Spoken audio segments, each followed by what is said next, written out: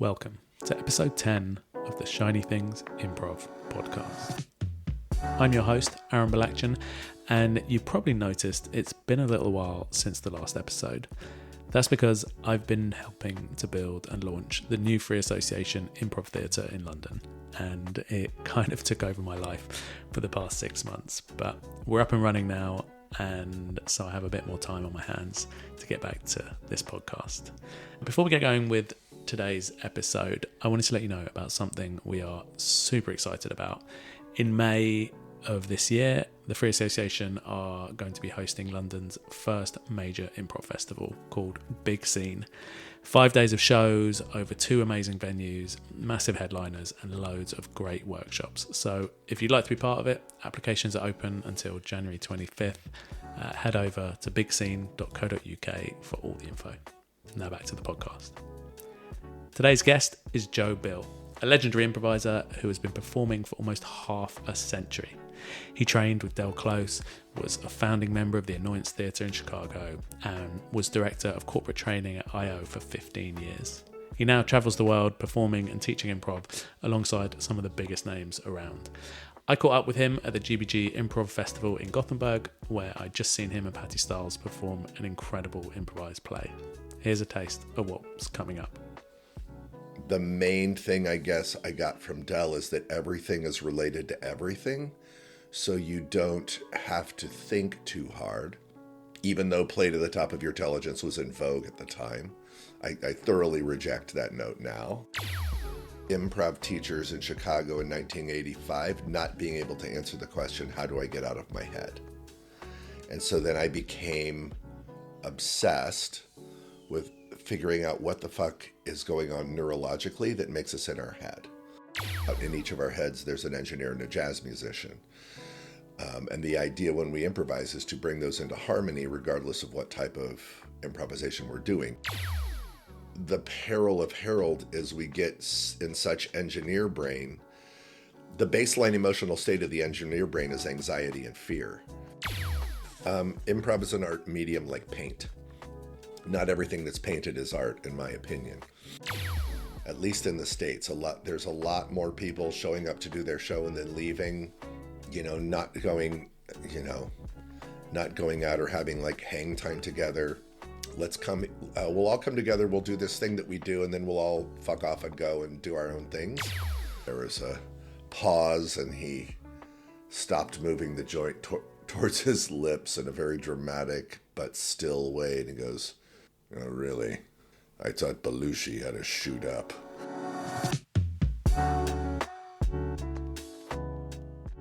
Joe Bill, welcome to the show. Thank you, Aaron. Great to be here. Happy Sweden time. Yeah, absolutely. We are here at the GBG Improv Fest for the weekend. You've been improvising for 48 years? That was the 1977, September was the first time I took improv or had improv study, I suppose, in high school, yeah. A long time, it seems bizarre to me. It's, today it feels like I remember when it was 30 years ago, thinking, 30 years. I think I got a plaque or something somewhere, a certificate for 25 or 30, and now I'm knocking on 50. So that's really strange to me. How does improv develop over those times in terms of your learning and your sort of understanding of it? Yeah, I think the arc of it, so 1977, we learned games. We learned some short form games in high school, and then she let us make up 1-minute pantomimes. Not, I don't think in the British sense, but just like 1-minute mimes, with sort of a focus on there being a story, beginning, middle, and end. And then, I did performing arts and stuff at school along with playing basketball. And so senior year, everything gave way then to performing arts, theater, whatever. Then in college, I met Mick Napier, who was putting together a group called Double Take. And that was in 1982 or 3. And that group then had half of the people that would go to Chicago and meet with more people that would become co-founders of Annoyance. I moved to Chicago in '85, studied with Del Close, studied at Second City. I was interested in the idea of group mind. I don't think I've told the quick hit Del Close story. The year before I moved to Chicago, a friend of mine, Charlie Hyatt, says, I'm going to take you up to meet Del Close and you'll hear about this group mind thing. Oh, great. He lived across the street of Second City, and Charlie had rolled 2 joints. He said, this is our price of admission. And so I said, okay. So we arrived there, and he is in the studio apartment, and there was a maze of bookcases just filled with books, through which we maneuvered and then landed at the far corner of the apartment where there was just a mattress on the ground and a couple of cats running around. And we sat on the mattress and smoked weed, and I got very, very high. And I was just waiting for the opening to talk about being from team sports and, having played numerous sports, but being a basketball player and feeling like philosophically basketball was probably going to be aligned with what I could learn from him if I moved there. But I wanted an opener in order to get respect from him. And so my father played football at the University of Notre Dame in United States, which is this revered college American football institution.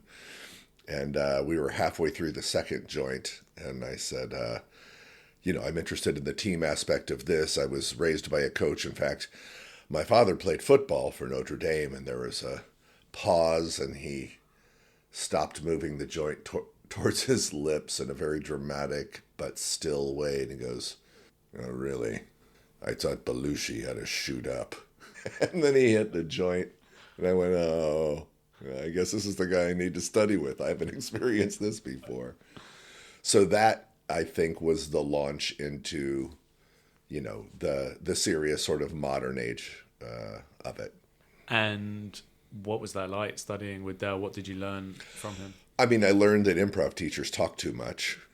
And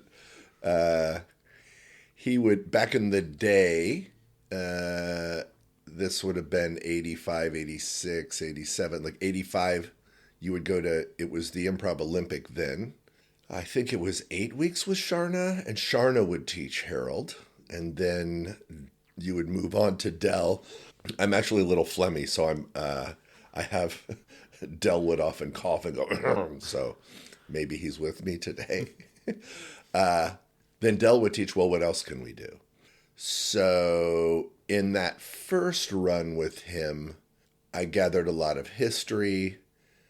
I met some dear friends. I was in classes with David Rosowski, who is a dear friend. He tells the story of, in his book, A Subversive's Guide to Improvisation, he and Del was having us work on genre. So let's get 2 people up. All right, let's see something from Cassavetes. Let's see a Cassavetes. And Rosowski and I we didn't look at each other. We just sort of started, and we went slow. And the scenes would usually be 5 minutes or so long, and he let us go like 10 or 12 minutes.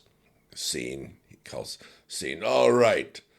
That's what I'm talking about. That's Cassavetes. That's these 2 brilliant improvisers. I'm like, oh, we're getting a lot of praise. And we took a break after that, and we walked out of class. And Rosowski looks at me and he says, who's Cassavetes? I said, I don't know who Cassavetes is. Who the fuck is Cassavetes? I don't know. And so I was very daunted because when I moved to Chicago, I felt immediately that I wasn't educated enough in films or theater, playwrights, books. It's like, oh, I'm a jock that's been fully exposed. But then I kind of learned, if you just commit to something and kind of sense what the style is of it that's evolving, the main thing I guess I got from Del is that everything is related to everything.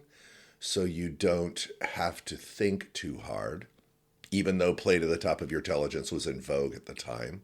I thoroughly reject that note now.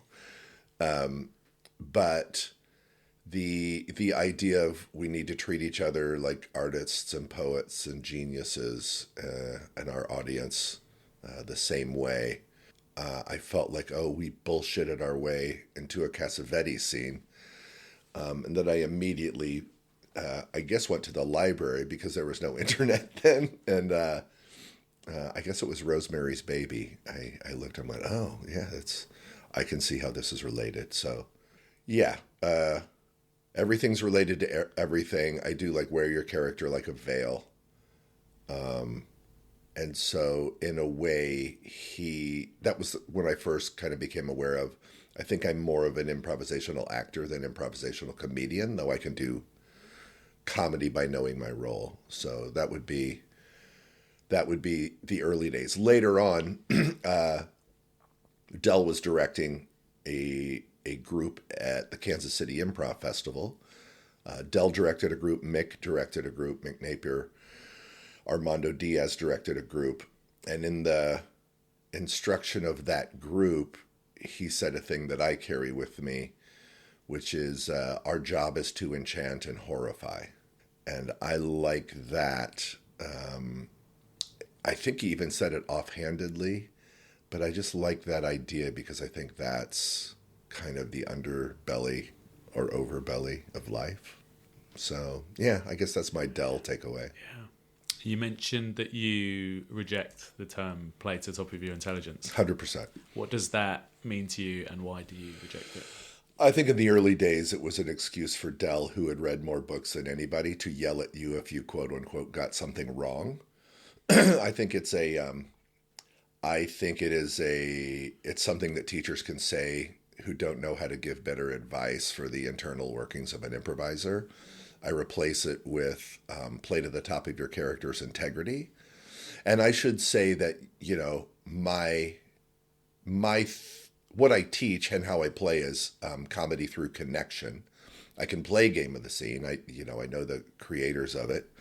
But I find that the uniquely, even Chicago, but there's a piece of American improvisation that is working from the inside out.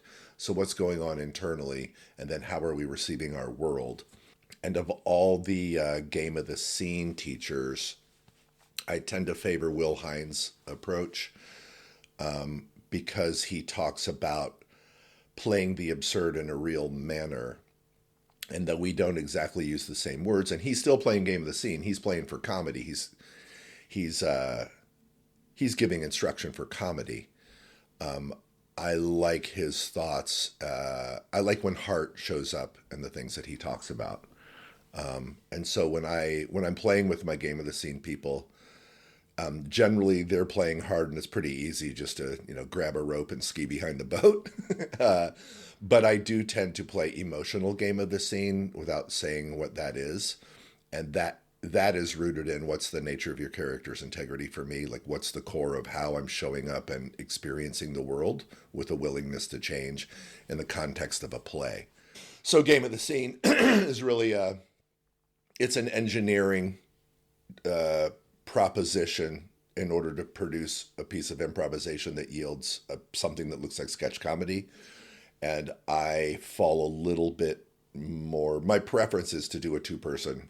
I like doing two-prov and just to do like a two-person play. But I'm also, in order to stay in the business, I have duo partners all over the world. And if I'm a professional, and I am, like, I need to be able to play in any way. So I start with what's at my core and how am I receiving you. And then if we have to shift gears, I do. So. Yeah, that's something, watching your show with Patti Styles at the Improv Festival.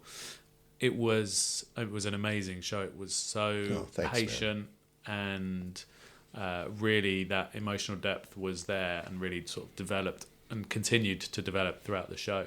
Something that struck me was you never seemed to be playing for laughs. No. You were playing to invest in the characters, invest in the emotion, and invest in the story. Mm-hmm. How do you learn to deal with silence when the audience is silent? How have you got comfortable with that as someone who also does the comedy side? Because I asked Patti this, and obviously she comes from a very theatrical background, so for her that's very natural. Yep. But if you're coming from a more comedy side, how have you trained yourself to feel more comfortable with that? Honestly, over time, it's partly influenced by acting and acting classes. It's influenced by clown, like learning what my, I come in a big package. I'm 6'5", about 260 pounds. And so just learning, I'm a big clown and the first approaches to clown that I learned, there's a guy named Kasper Shelbrud who he's Danish, raised in Sweden, lived in France for a long time. He's back in Copenhagen now. He was the first one that kind of hipped me to what this body is in a clown sense, and a lot of clowns is based in silence and clown breathing and all that stuff. There's another clown in Canada named John Turner who informed the internal process of it. And so being okay with silence, I came up with this idea, or I articulated my point of view, somewhere around the early 2000s, that I'm playing comedy as a consequence of connection. So connection to what? So some of it is the annoyance idea that the best way for me to take care of you is to take care of me first. And then those of us that started the annoyance, we all have different takes, of course, on what that means. And so for me, I'm also a neuroscience nerd. And taking care of me is tending to my awareness and my meta-awareness of both myself and you. To know how I am is to know who I am. To know how you are is to know who you are. To know how we are is to know how we are as we engage in dialogue. And I have a vocal musical background. So I did a lot of choral stuff when I was younger. And just the idea that in every piece of music, rests mean something. And so, and I did stand up for 9 years. And I knew what that was for me and who I was during stand-up, and I was not the most healthy version of myself in those times. So some of it is actually, I kind of came to this idea of I need to shut up, slow down, and go in a different direction, because this pursuit, for me personally, this pursuit of the laugh represented a type of escapism that really meant I'm not dealing with psychological trauma shit that I should deal with. And so I still feel a measure of that in the world. Part of why I wanted to do this with you now, as opposed to when I'm over in the UK in April, is to just kind of clock in time how shitty everything is in America, and seriously bad.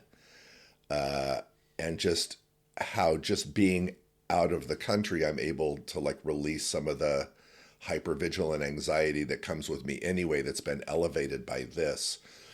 So literally getting to play with Patti and in improvisation, that's where I allow my entire palette of emotions to be available to create something. And then when the show ends, I, close up shop and I go back to thinking my way through life.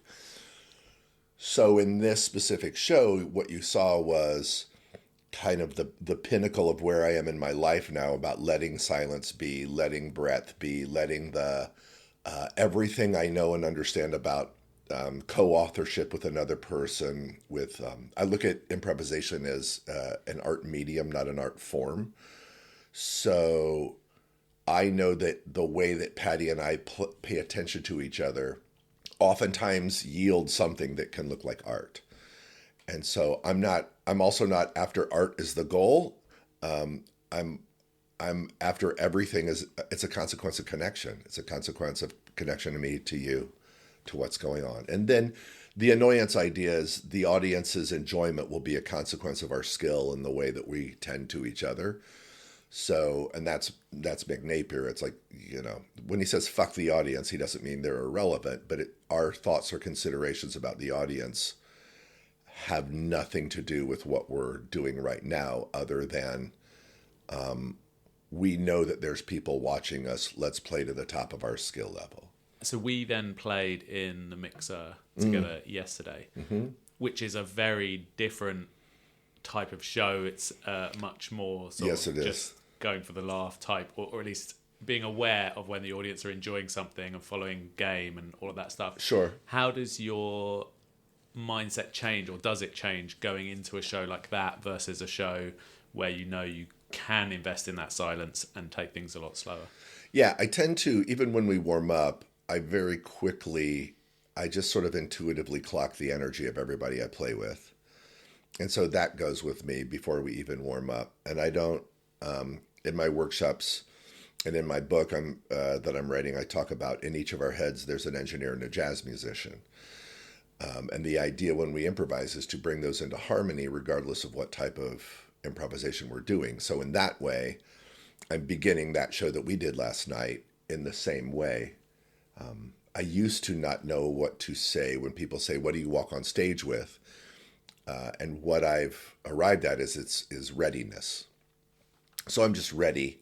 I'm prepared in whatever way. I clock the different energies of people. I got to play with Kate a little bit. I took her workshop. She took my workshops. I know she's very short form. She's very comedy sports, which is different than Game of the Scene, but, cousins. I know you're FA. I know, it's reasonable to assume you're somewhere with at least one foot in Game of the Scene. I also noticed as the show unfolded, you kind of like hung back. And so I look at, some people put forward this idea of Ninja Pirate Robot. Before all that, when I was teaching directing, I look at aptitudes of improvisers, and I look for, there's 3 aptitudes that all improvisers possess. Actor, funny, and glue. Actor, comedian, glue, or glue is writer. And so usually the glue players, the writer players are the last one in the scene. So just when I clocked that you were standing back, I'm like, okay, Aram's going to be glue here, and he's going to make sense of the shit that we do at first in some way. And then Zoe, Zoe seemed like quirky, kind of comedy driven, but also she said before the show, she felt she had imposter syndrome. So I just clocked that. And that's either going to be good news or bad news, but in a jam, it's good news because that means she might have, there's another aptitude that not everybody has, but I call it wild card. So there are people that are so who they are that if they're in a group, they will flavor everybody in the group with who they are and everybody has to abide that or the piece is going to be fighting itself. Does that make sense? So she wasn't completely that. But for sure, because Patti and I think played differently, we're a play. I'm aware of there should probably be laughs here at some point. And so I can follow premise, and then I'm just clocking how hard people are playing. If this is true, what else is true? So I can forward into game, I can forward into story, I can drop and throw offers that are about depth and like, how are you and what are you thinking? Seems like you're this. Hot reads is what I call them. And so I think the question is, do I approach that the same way? And after talking for 3 minutes, I believe I've arrived at yes. I think I approach it the same way. Thank you for your time. Yeah, great. Do you think that game, because obviously in all the years you've been improvising, the sort of terminology of game and the UCB style of approaching game, which is very much what the FA syllabus is based off, and we do talk a lot about game. Do you think of game as a new thing or just a different way to describe something that was always there? I mean, it's technically a shorter version with a different purpose of Johnstone's view of narrative, because both start with platform, and then what Johnstone calls tilt, we call game of the scene. And so they're both a flashpoint that indicates we're now paying attention to either whose story is it and what story are we telling, or here's the game of the scene, here's the first unusual thing, and if this is true, what else is true? And in the realm of if this is true, what else is true, we're dealing with circumstances. We tend to be parsing circumstances verbally. And in whose story is it? It's like, whose story is this? What do they want? What do they need to get through? What's the promise of the story? If we just simply map hero's journey or heroine's journey over the top of that, there's some instruction in that format that we can tend to, or that people that play narratively intuitively carry with them. So I think the best game players, it's all just intuitive. That's their jazz. They they are wired for a certain period of time in which a period of sketch comedy typically exists. And so the jazz within that tends to be some type of adrenaline that's created by self-consciousness being present. So now we can enjoy the improviser. We could watch the improviser and their relationship to game of the scene while also seeing if they can hold up a scene that seems somewhat believable. And that's the duality of it. And I think in that is where, we've arrived at the point. I get Will Hines' newsletter, and he says, people teach game of the scene in different ways. And so what that reminds me of is, I started studying with Dell in 85. I think Dell started working with Sharna in 81. And by 91, 92, people teach Harold in different ways. So I think that's where we're at. And I think it's a version of the same thing, but I think the purpose is different.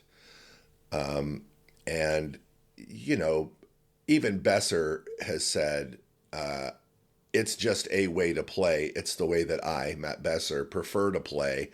And so it seems like he and Ian wanted to codify that. And then Walsh and Amy were along for the ride, and that's fine.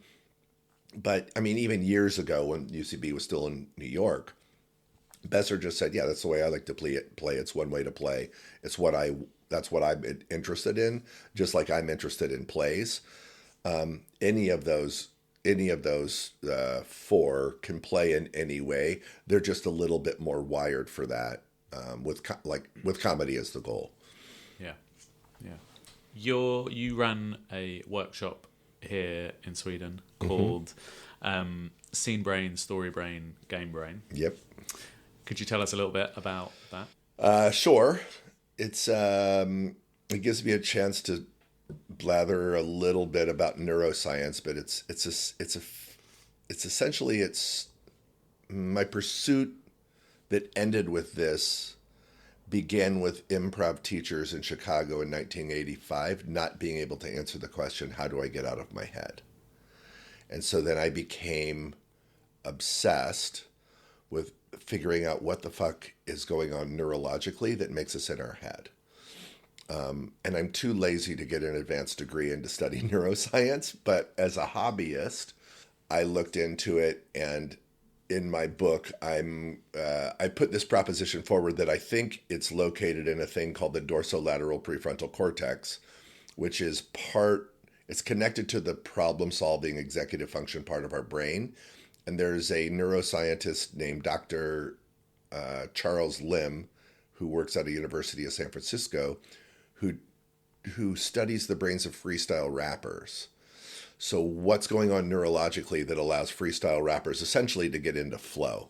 And so he's one of the sources that led me to this part of the brain.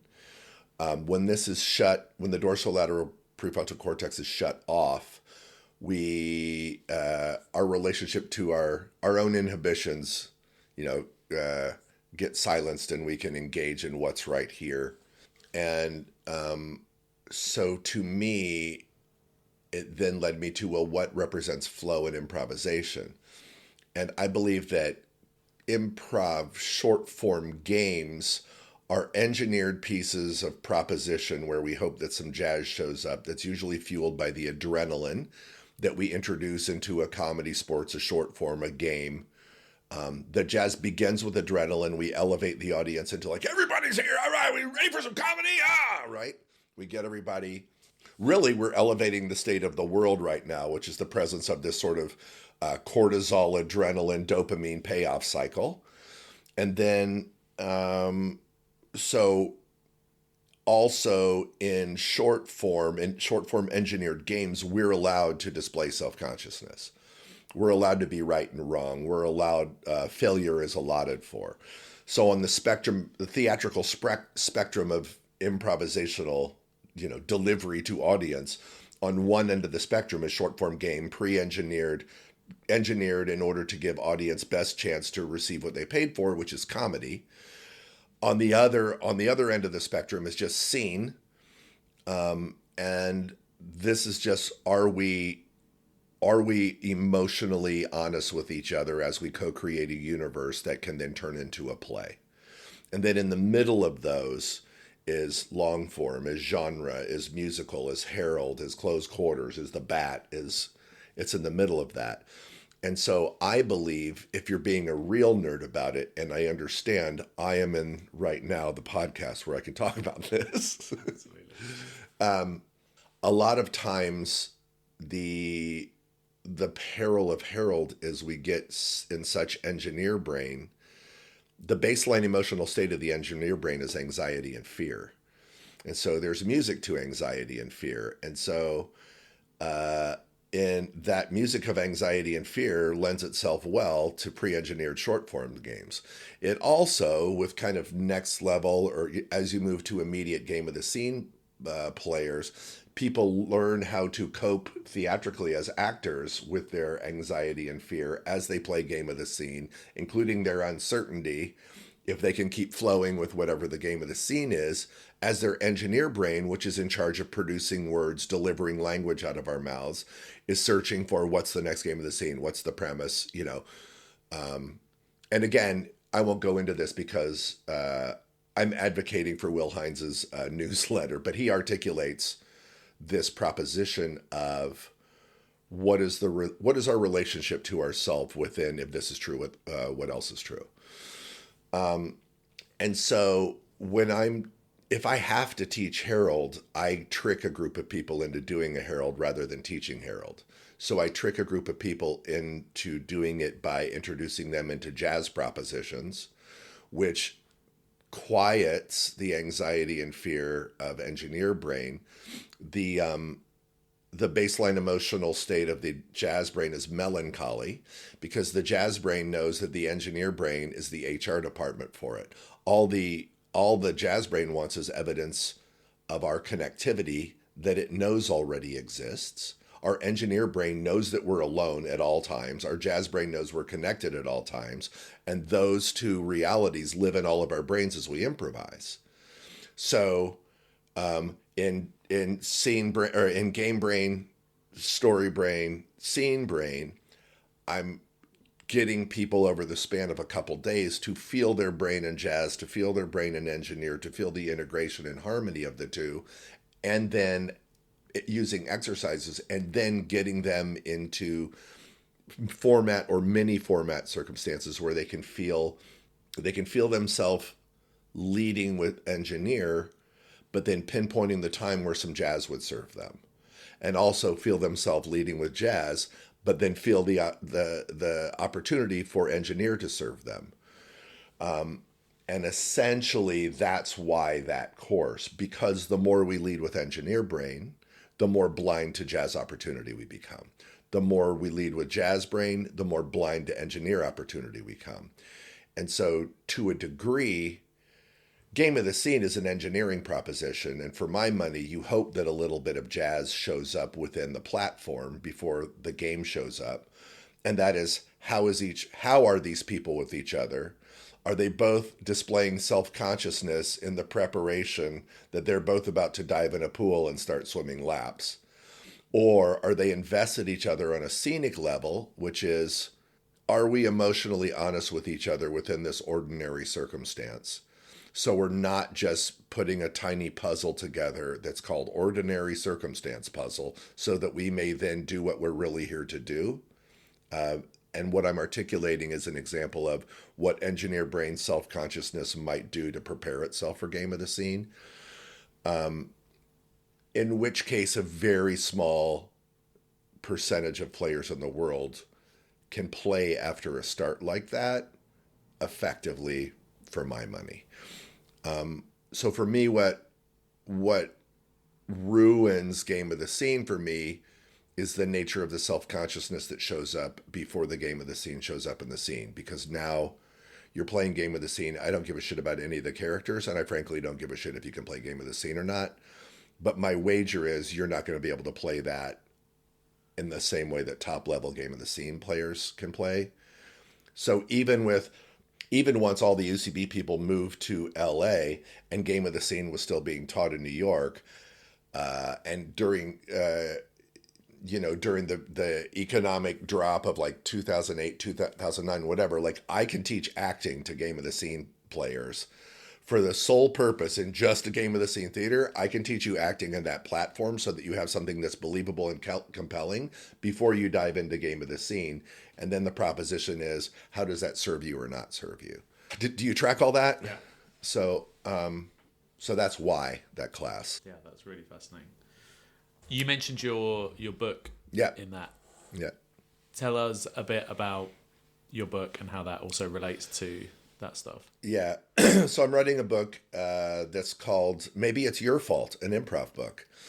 And it's there's basically three purposes for it. One is to unpack the nature of what it is to be in your head, sort of neurologically. The cover of the book has a face in profile with a finger like right in front of its nose being pointed at and a look of on its face. And then you open the book and you see that it's somebody pointing at themselves. And so I unpack pretty much the stuff that I just talked about. I offer some exercises and just like self-flow and even in like being... I guess it's ideas about being okay with silence. I touch on game of the scene, but don't elaborate on it that much. The biggest part of it, the biggest challenge is a piece that's for sort of all of improvisation, including theater owners and improvisers themselves, around the why am I improvising? Why are we improvising? And what I've noticed that there tends to be a 2-year period in which a Herald team, let's just say, goes through everything that they would go to. And at the end of 2 years, I'm going to say 80% of the Herald teams find that they need to deal with some shit, but they don't know how to articulate it. And it's usually rooted in, we're all doing this for different reasons. And so I've narrowed the 3 reasons for why we do improvisation into A, most of us come to improvisation as a recreational proposition. The goal is to have fun. Everyone's invited. Everyone's welcome. Hopefully you're invited into a recreational clubhouse space where there's an understanding of how we take care of each other and how everyone's invited and how, inclusiveness and diversity of ideas and thoughts and genders and races and religious backgrounds and whatever, like everything, it's a giant pool of let's have fun. So great. And you can have, if you're a theater owner, you can have nights. And in fact, this is kind of where you find new students. Part of what I think a theater needs to do is figure out, okay, to what degree do we have a clubhouse piece? And are we clear about the intent of that? Then on the other end of the spectrum is professional. What does it mean to be a professional improviser? What does it mean to house improvisation with a professional point of view? Not just to make money to keep the doors open, not just to validate the price that the butts in your seats pay, but what is a professional attitude? What is our professional mantra, goal, purpose?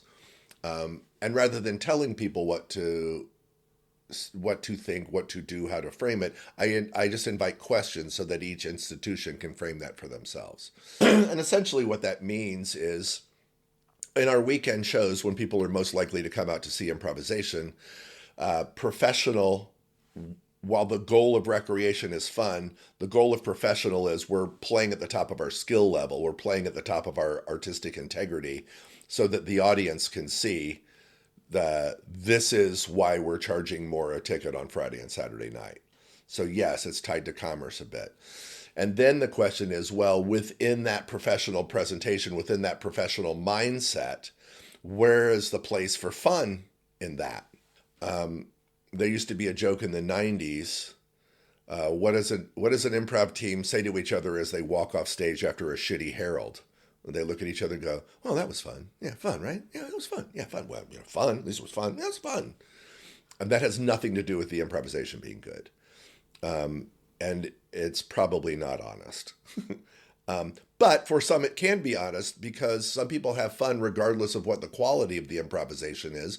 Because if you're subjectively engaged in improvising, there's a level of fun involved with brain chemistry that has no idea about the objective assessment of what you've just seen. And as we get into long form, and especially Herald, and, we're still educating audiences what a freaking Herald is, all usually in smaller communities, we start with short form because the packaging is there, the audience recognizes it, it's been on TV, it has the greatest hit rate, and that is fun. But after a couple of years, some of those people are like, I want something more, and then they don't know what that is. So it's probably advisable to move towards a professional mindset, but there's a third category that lies within the two, and they all overlap. But the third category is hobbyist. And hobbyist is, I love improv, but I only want to improvise in this way. I only want to do musical. I only want to do Herald. I only want to do Jane Austen. I only want to do Shakespeare. I only want to do Star Trek. I only want to do D&D prov. And that's what I'm going to do. And for me, within hobbyist, that's where it's okay to go, let's get this right. And I don't think getting it right as a mindset helps you as a recreational improviser or as a professional improviser. Getting it right is a consequence in professional mindset of us playing up to our highest skill level and knowing that, perfection's not the goal, but playing at the height of our experience and our skill is, not intelligence, the height of our skill. But a lot of times it's the hobbyist show that shows up on a Wednesday or maybe a Thursday or maybe one slide or your Friday or Saturday that brings people in. It's like, oh, all the Star Trek nerds are here. All the D&D nerds are here. So like, what's in pop culture? What's in the gestalt that people say, oh, let's do something like that. Let's do The Bachelor. Let's do whatever the fuck it is.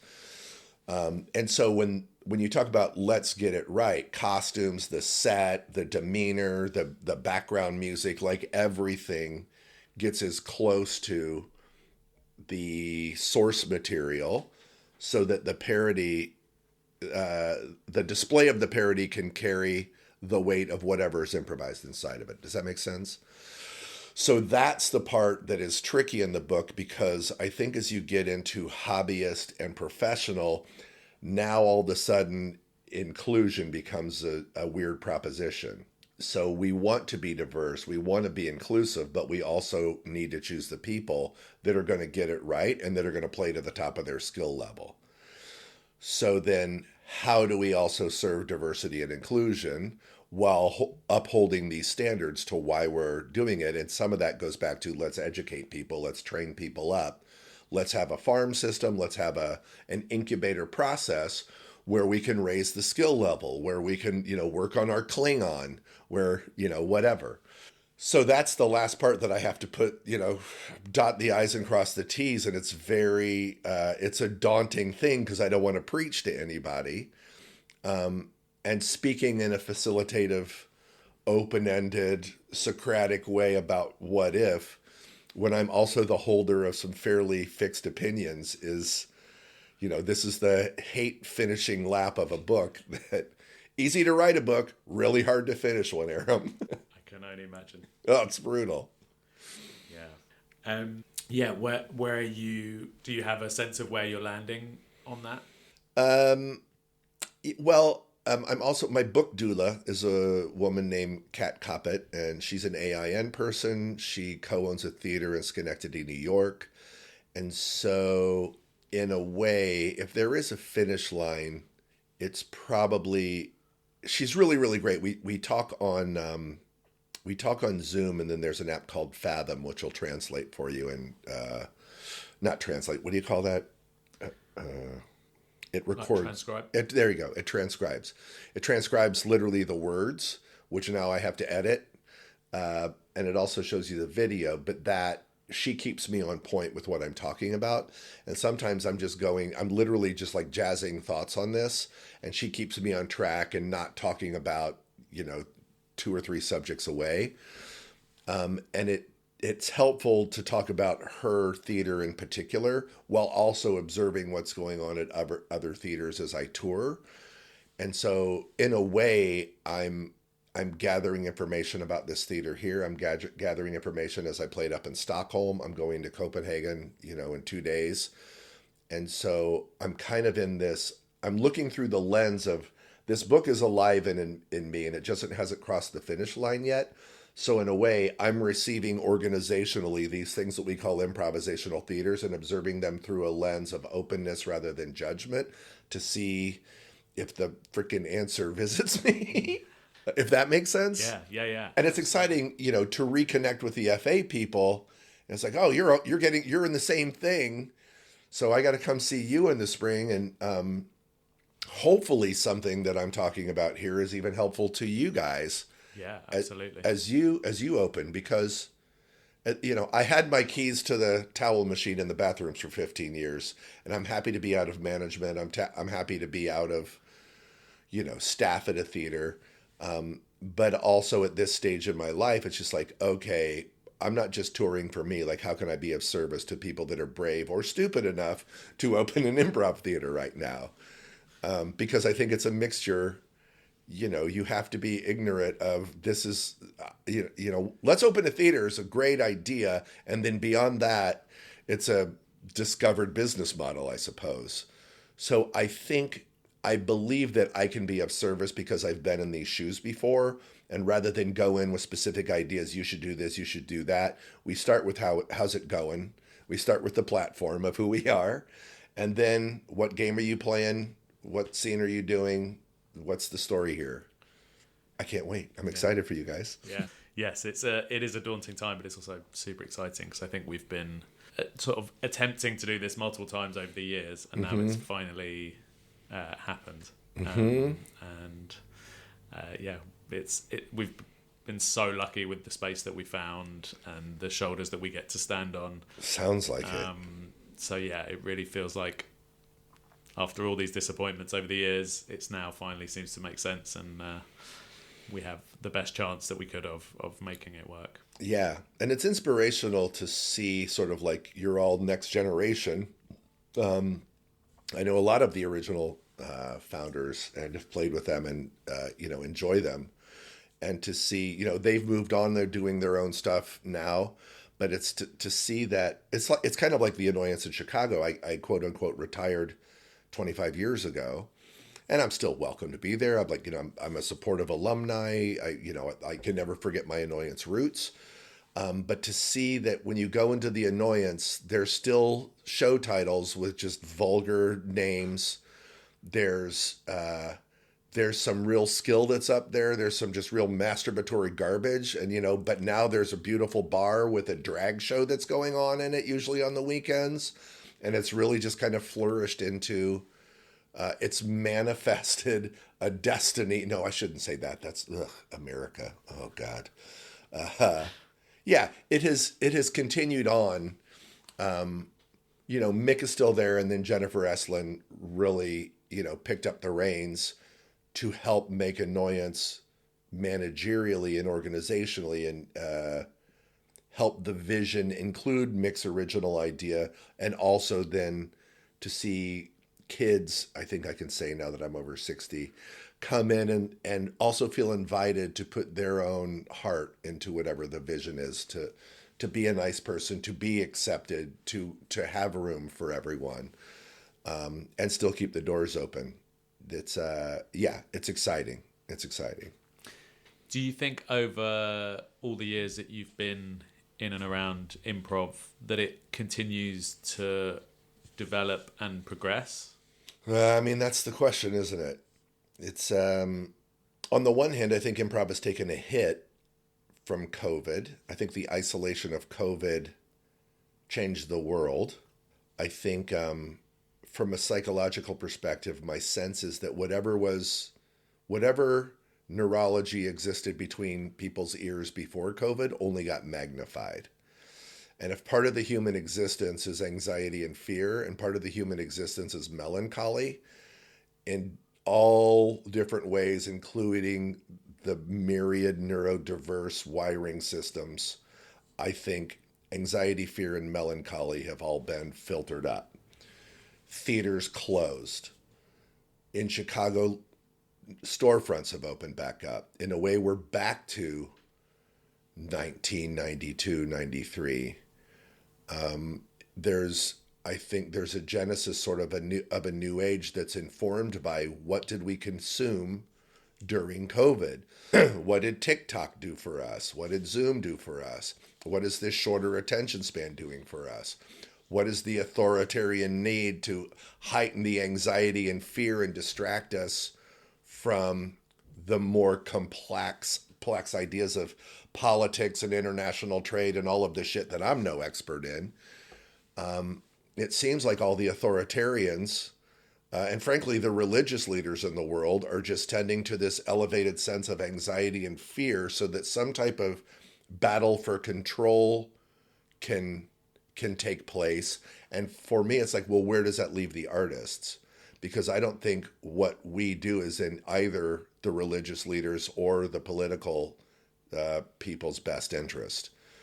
So maybe what improv is doing is it's reforming in a way to challenge the authoritarian, and I mean not just as an American, but throughout the world there's these nationalistic lunatics, fucking psychopaths that are trying to divide us, and the nature of improvisation is to harmonize us, not unite us, but to harmonize us. And so I would say on the one hand, I think improv has seen this before, but just in a different context. And on the other hand, I think that there's more improv than ever, but if there was some way to measure the quote unquote quality of improvisation, it would be hard to measure because I think there's more recreational, let's come together, let's celebrate that we can show up and just be artists in what's going on, and hope to see something that gives us a hit of inspiration that's like, wow, that's really inspirational. That makes me aim for something higher.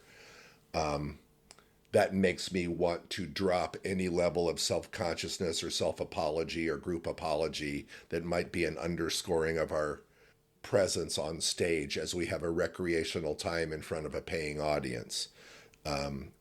I don't know what the balance of that is. And that's another part of the book. Like, I don't want to should anybody. I don't know the answer, but I sense what's coming in improvisation in the next couple of years as an even deeper awareness that we are the undesirables to the forces that are battling for control in the world. And I don't know if that's too dramatic or not, or if this is for if your audience even knows, but I mean, we have to play. And, years ago, Dave Pasquesi said something great. It's like, what we're doing is important, but let's not get precious about it. Like, let's connect, let's invest in each other. Let's be in whatever state we need to be in order to see what improvisation is today. And then Mick Napier's idea that nothing's changed. We go on stage, we make shit up. So there's every possible answer to your question. The coffee is kicked in. Yeah. You said something earlier that I wanted to just touch back on. You said improv is an art medium, not an art form. Yeah. What do you mean by that? Improv is an art medium like paint. Not everything that's painted is art, in my opinion. It's also open to subjectivity. There's many times where I've employed the medium of improvisation, and the result of that has been the creation of art. Not once when I created art was my ambition to create art. And I frankly see there's a number of younger improvisers who are in this precious world of calling it my art form. And I've seen a number of shows that they've been part of, and not once have I seen art as a result of their aspiration to their art form. And so I think they're missing the point, because I say, for those that refer to improvisation as my art form, I would say check your ego and your vulnerability, and feel free to look at it that way. But just, I don't think we help ourselves by calling it an art form. That's all I'll say. Right. I'm not saying it's wrong. I'm saying this is my point of view. I think I cleared myself. Do you still have bad shows? By my estimation, yes. But I also, I did a show that was not great in my eyes a couple of months ago. I can't even remember where the hell it was, but I walked off stage going like, yeah, okay. And, now we're back to one of the lessons we had to teach students at the Annoyance in the 90s, was you walk off stage and you think that was shit, and somebody comes up to you and says, that was great. That's the greatest thing I've ever seen. And so part of your growth as an improviser is to be present in appreciation of what they offer you and to say thank you so much. And then to remember Dell's idea that many things are true at the same time. So even that shit show, that's the root of the joke, fun. Yeah, that was fun. That was fun. Maybe it was fun for those people. And so in that way, it was a good show. Maybe it was fun for an audience member, and in that way it was a good show. Maybe objectively it was just shit improv because there was self-consciousness, there was bailing on initiations, there was no follow-through, there was no artistry in employing the medium of improvisation. So also it was a shit show. So I would, I think all of us have to say any show we do, no matter how great we think it is, if one person thinks it's shit, then it's not an entirely great show. And to me, that doesn't matter because I'll quote Mark Sutton. The wonderful thing that a great show and a horrible show have in common is they're over. And so when people say, what's your favorite show? I always say the next one. When they say, what's your favorite theater, the next one, city, the next one. We did what we did and now it's done. We've done our job. And now, the second part of it, it's like we did last night. We all went out last night at the theater. We all went out, we sat and had a few pints and just connected as humans, connected as artists, connected as, Brits and Americans and Swedes and Aussie Canadians. And just like had a pint and what's on our mind and what are we thinking and what are we noticing? What are you watching? That part of it is important too. And in a way, that's the part that I'm seeing less of, at least in the States. There's a lot more people showing up to do their show and then leaving, not going out or having like hang time together. Let's come, we'll all come together, we'll do this thing that we do, and then we'll all fuck off and go and do our own things. I won't say good or bad. You can, what I'm inferring is obvious, but it's interesting now that that arriving at a theater as a product, in my opinion, theaters that do have a sense of community and caring and trust in each other and openness with each other have a better chance of delivering satisfying recreation, satisfying hobby, and satisfying professional improvisation. Yeah, I always say that to teams I'm coaching when they're like, oh, do you have any advice on what we should be doing when we don't have a coach? And I'm like, go and hang out. Yep. Like, get to know each other. Because it may not feel like that's going to make your show better, but it will. Yeah, go play laser tag. Go have a day at the museum. Go day drink and get paddle boats and chase ducks, right? Yeah. Yeah, we're coming from the same place on that one. Can anyone learn to improvise well? Oof. What is well?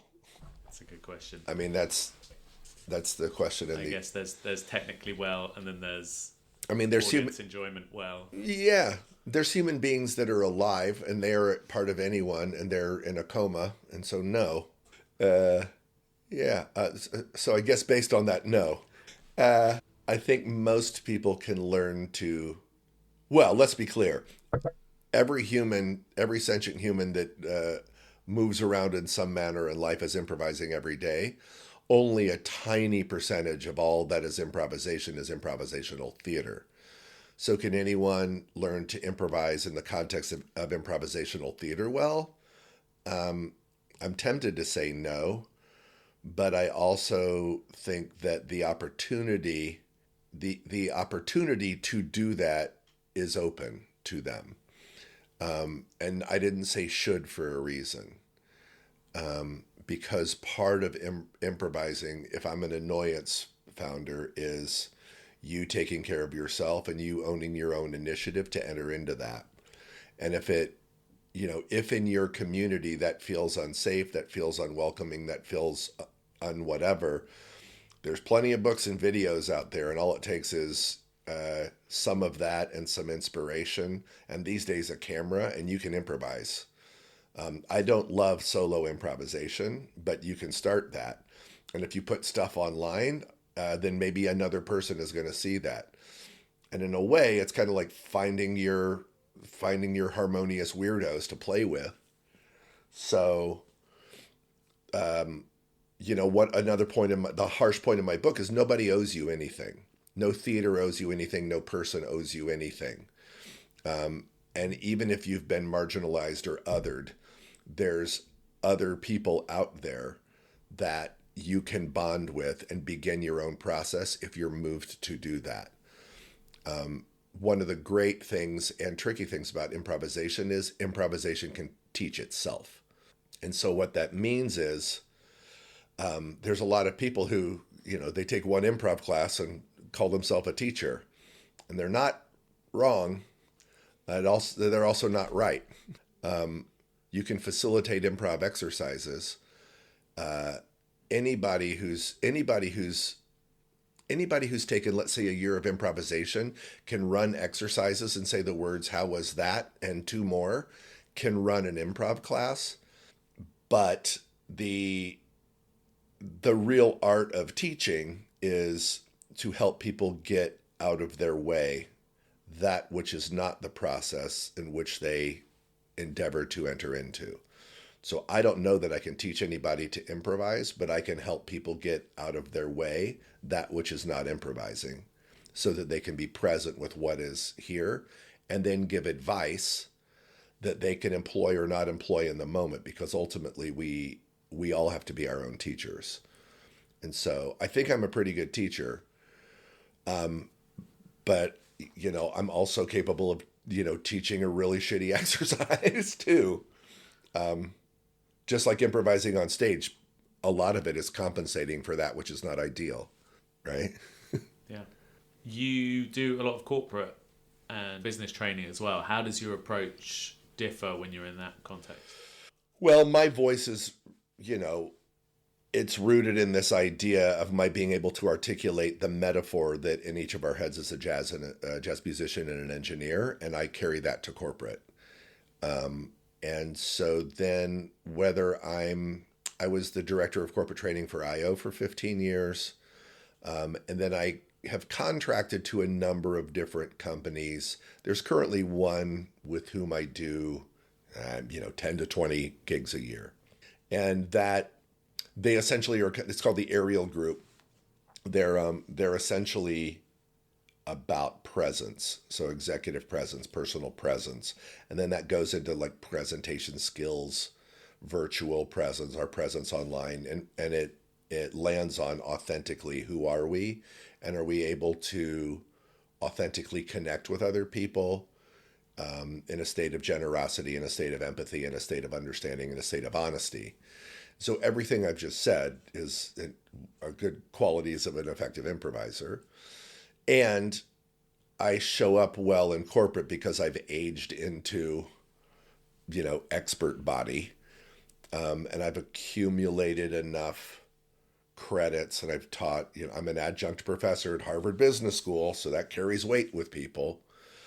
And really what I do is there's 2 to 4 objectives that I'm responsible for when I show up. There's an agenda and a curriculum that is suggested or lightly demanded. And when I show up, I see who's here. I get a read on everybody, just like I got a read on a group before we did our show last night. And I use the agenda and the exercises that are suggested to help people get out of their own way, to be effective leaders, to be more effectively present. I mean, all I can do is help people be more present right now. And what they do when they go back to work, it's not really up to me. So I'd say that I do approach it in the same way. I might have to change language a little bit. I can lean into a little bit more like referencing a source material for neuroscience, books or podcasts, and then I have to maintain a presence on LinkedIn, which is really, it's the street corner that we all stand on with our fishnets and our lipstick looking for more clients. In my opinion, not saying that objectively, but I should probably just shut up now. I think I've just edited myself. So I still do. I still do some corporate training and executive. I do like executive coaching. The number of days that I do that have decreased. And also, like, I think I told you, like, I'm a cancer survivor. I'm getting ready for my, the beginning of my 4-year scans to make sure that cancer hasn't come back or to discover that it has. And so really, in my mind, I think, what if I just did improv? What if I just toured and taught improv? And I don't have to examine my own integrity when I walk into a company in an industry that I know is not, it's more harmful to the world than beneficial. So, in that way, I'm 90%, artist and 10% the other thing. I guess I've just been made more acutely aware that, like, I do have numbered days. I have no anxiety about that.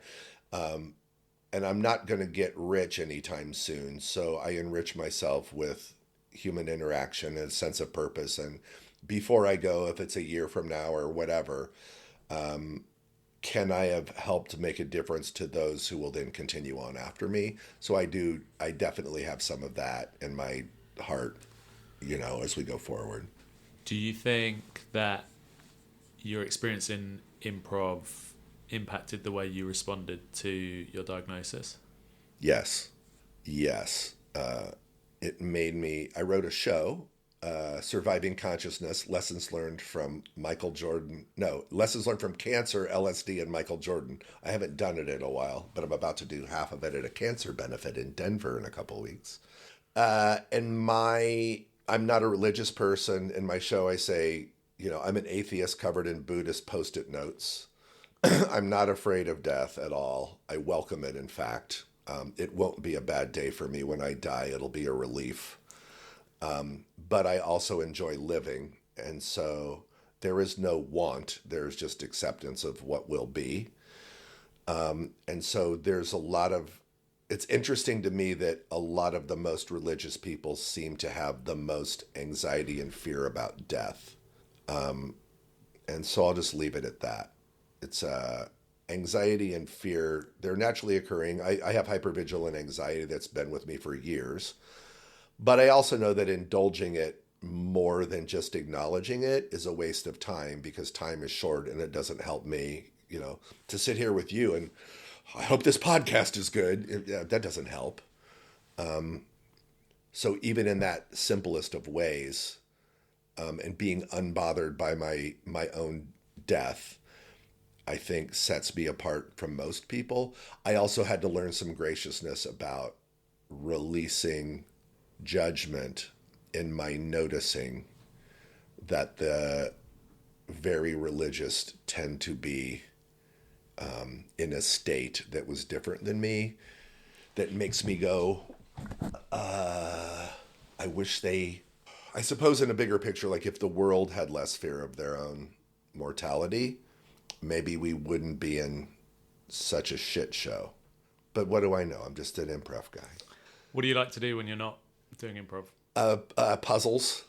Yeah, I love puzzles. I have a daughter back in Chicago and a daughter in South Africa, and I do jigsaw puzzles with my daughter in Chicago. I do word games. There's a couple of different people I'm connected with in different ways. I do, I love word games. I love my engineer brain. Ironically, I came to improviser just full-blown engineer brain. And I like, I guess I like walking and listening to podcasts to I got to get my steps in. The chemo kind of fucked up my feet a little bit and the tendons in my hips. So I got to keep moving.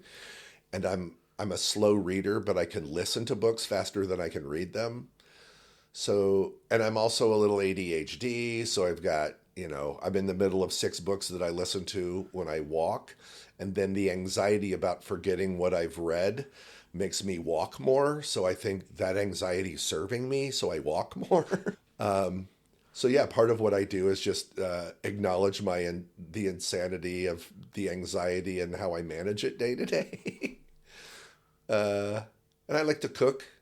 I like to cook when I'm home. So usually when I arrive back home, I go to the store and I've got 2 weeks of meals that I miss, all planned out. And I do bits with my daughters in different ways on my phone. So, yeah.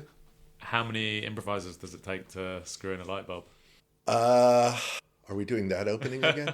Well, yeah, we came up with it. We did. What was God, I forgot all. Yeah, you had some really good ones. At the end, this is the new improv game. At the end of the night at the pub, you have to go around the table. How many improvisers does it take to screw in a light bulb? And everybody you go around until people can think of it. I can't remember. I just remembered. Oh, are we doing that opening? How many improvisers take a light bulb? I think, was it Nathan that said, make statements, don't ask questions? Yeah, it's less fun now. Yeah, isn't it? Yeah. Oh, great. Well, on that note. Yeah. Thank you. Cheers, Aaron. Joe Bill, thank you so much for being on the show. Really appreciate it. All the best to you and the FA as you're going into the next chapter. Hope to see you soon. Absolutely. Thanks for listening to the Shiny Things podcast. Don't forget to head over to shinythingscomedy.com for loads more improv-related posts where you can sign up to our newsletter so you get all of our new content straight to your inbox. Until next time, I've been Aaron Blackton. Happy improving.